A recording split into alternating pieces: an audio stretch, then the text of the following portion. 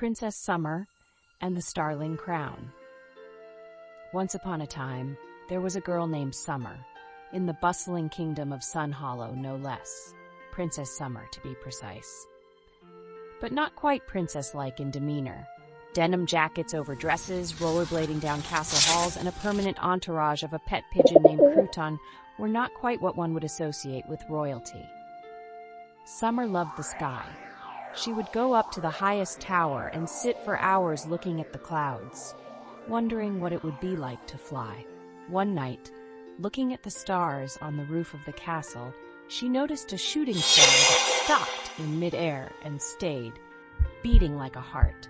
Then it tumbled down and fell into the royal garden.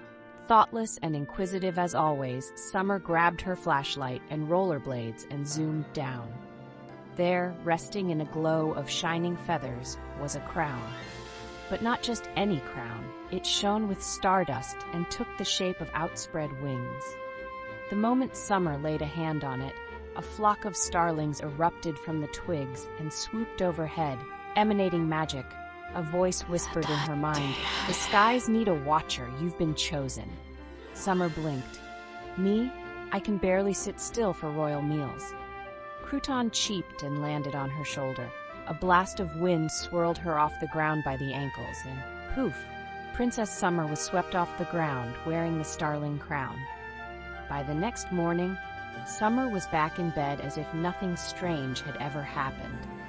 But there was a clump of feathers on her head, sticky moon dust on her shoes, and Crouton refusing to leave her alone until he continued pecking the curtains.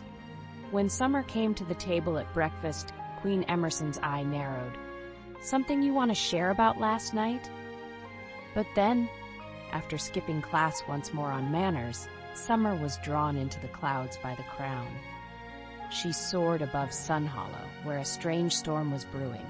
Inky clouds that looked like enormous birds. A soft voice on the breeze. "The Nightwings are returning. You must get the lost feathers of the sky before they do." Summer had no idea what that was, but Crouton dropped a map from his beak, one covered in glowing stars. 3 feathers on the map glowed, one in the caves of Echo Sky, one in the frosted Nimbus Peaks, and one in the Skyglass Isles. "Well," Summer said, smoothing her crown, "let's roll." The first stop was up over the northern cliffs, a cluster of floating caves the size of houses, humming with wind and whispers. Summer was riding in a caravan of starlings, Crouton leading like a bird-sized GPS. Inside the caves, all words ricocheted back as riddles. Unusual symbols throbbed on the walls. Summer extended her hand and touched one, and the cave became a maze of tunnels and glowing lights.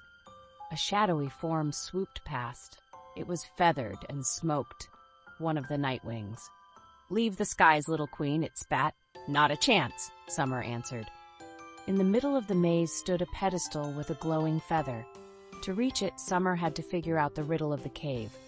What flies forever, never rests, and touches all but cannot be touched? She thought for a moment, then said, "The wind." The pedestal creaked ajar, and the feather floated into her hand. The walls glowed with light, and the Nightwing shrieked as it vanished. "Down one feather," she grinned. "Next!" Next, Summer flew up to the snowy mountain tops, where clouds coalesced into snow and air sparkled like crystal. The crown warmed her, though cold, but something was amiss.